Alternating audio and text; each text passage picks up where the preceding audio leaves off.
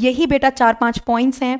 अगर as a student आप इन सबको फॉलो करोगे, then I can guarantee over here that किसी भी बच्चे को स्कूल और कोचिंग के बीच में बैलेंस करने में प्रॉब्लम नहीं आएगी।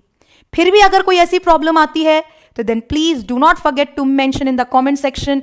डेफिनेटली अगला भी आपका जो भी ऐसी डाउट्स होंगे, जो भी ऐसी क्वेरीज होगी, I would surely love to solve all those queries. ये देखा गया है कि बच्चों को स्कूल और कोचिंग के बीच में बैलेंस बनाना नहीं आ पाता, जिसकी वजह से वो परेशान रहते हैं, हैरान रहते हैं कि कैसे स्कूल के होमवर्क को किया जाए, कैसे कोचिंग में दिए हुए होमवर्क को किया जाए।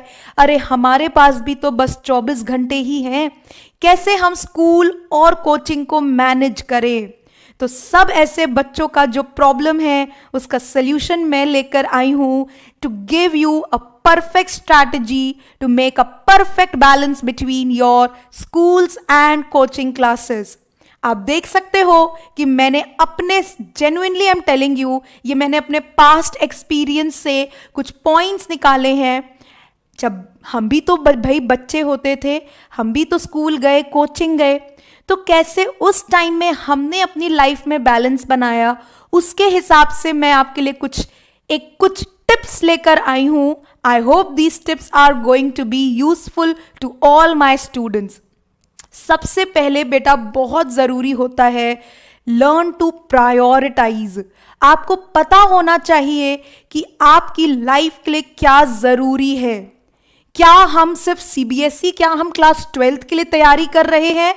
अगर ऐसा है, अगर आपका फोकस सिर्फ 12th के बोर्ड्स हैं, तो डेफिनेटली आपकी प्रायोरिटी मतलब स्कूल है। लेकिन अगर आप सोच रहे हो बेटा कि अरे हमें तो नीट क्वालिफाई करना है, हमें तो डॉक्टर बनना है, हमें तो आईआईटी क्वालिफाई करना है, हमें तो इंजीनियर बनना है, मतलब आपका ज्यादा फोकस कोचिंग की तरफ पे होना चाहिए, कोचिंग क्लासेस की तरफ पे होना चाहिए। तो अब प्रायोरिटी बन गई। तो देखो भाई, करना तो दोनों है, स्कूल भी जाना है, कोचिंग भी जाना है, लेकिन प्रायोरिटी सेट हो गई कि अच्छा नंबर 1 पे हमें कोचिंग क्लासेस को रखना है, जहां पर हमें हमारे फ्यूचर डॉक्टर या नीट बनने के सपने को पूरा करने में मदद मिलेगी। तो सबसे पहले जरूरी है कि प्रायोरिटाइज करो बेटा। प्रायोरिटी जब बन जाती है तब आता है study pattern should be correct. देखो बच्चों, जब आप कोचिंग क्लासेस में जाते हो तो ऑब्वियसली आप नीट या आईआईटी की तैयारी कर रहे हो। नीट आईआईटी की तैयारी करते करते ऑटोमेटिकली आपको पता भी नहीं चलता और आप क्लास 12th बोर्ड्स की भी तैयारी कर चुके होते हो, क्योंकि बेटा बोर्ड्स का सिलेबस इतना है, नीट का सिलेबस इतना है, आईआईटी का सिलेबस इतना है, जिसमें आपने ऑलरेडी बोर्ड्स अपने स्कूल को कवर अप कर लिया है। Moving towards revise smartly and regularly. बेटा ये जो समस्या है ना बैलेंस बनाने की, ये उन बच्चों की ज्यादा है जो रेगुलर बेटा पढ़ाई नहीं करते। रेगुलर पढ़ाई करना बहुत जरूरी है। ऐसे मत सोचो कि आज तो दिवाली हो गई, आज तो होली हो गई, आज तो दशहरा हो गया, अरे आज संडे है, अरे आज मामा घर आ रहे हैं, चाचा के घर जाना है। नहीं, ये जो सारी एक्सक्यूजेस हैं, keep them aside. Regular study करना है बेटा। मान लो ठीक है भाई, बच्चा बहुत स्मार्ट है, सब कुछ अच्छे से कर रहा है, फिर भी उसको समय की दिक्कत आ रही है, फिर भी उसको ऐसा लग रहा है कि नहीं हो पा रहा, तो अगला पॉइंट पढ़ो भाई, क्या लिखा हुआ है। Use every extra opportunity, use every extra minute given to you. अब जैसे मान लो स्कूल में हम बैठे हुए हैं, अब आए दिन ऐसा होता है कि आज कोई ये टीचर एब्सेंट, कोई वो टीचर एब्सेंट हो गया, ये पीरियड फ्री मिल गया, वो पीरियड फ्री मिल गया, तो यार वो आपको 30 मिनट्स एडवांटेज मिल गया।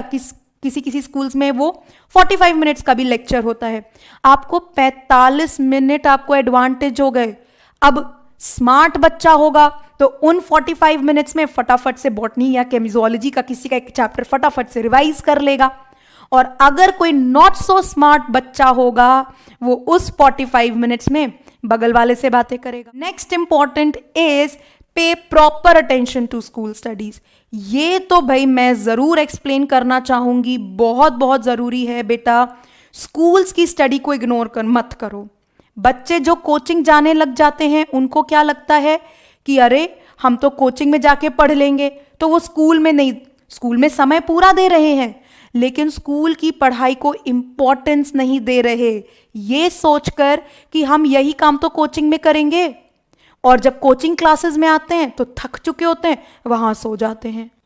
तो मतलब ना स्कूल में पढ़ाई हुई ना कोचिंग में हुई। कहीं पर भी स्टडीज को इग्नोर मत करो, चाहे वो स्कूल की हो चाहे वो कोचिंग की हो। समय की बर्बादी मत करो, जहां आपको समय मिलता है उस समय का सदुपयोग करो, प्लान आउट करो, वाइजली स्टडी करो, रेगुलरली स्टडी करो। यही बेटा 4-5 पॉइंट्स हैं। अगर एज अ स्टूडेंट आप इन सबको फॉलो करोगे then I can guarantee over here that किसी भी बच्चे को स्कूल और कोचिंग के बीच में बैलेंस करने में प्रॉब्लम नहीं आएगी। फिर भी अगर कोई ऐसी प्रॉब्लम आती है तो then please do not forget to mention in the comment section. Definitely अगला भी आपका जो भी ऐसी डाउट्स होंगे, जो भी ऐसी क्वेरीज होगी, I would surely love to solve all those queries as well.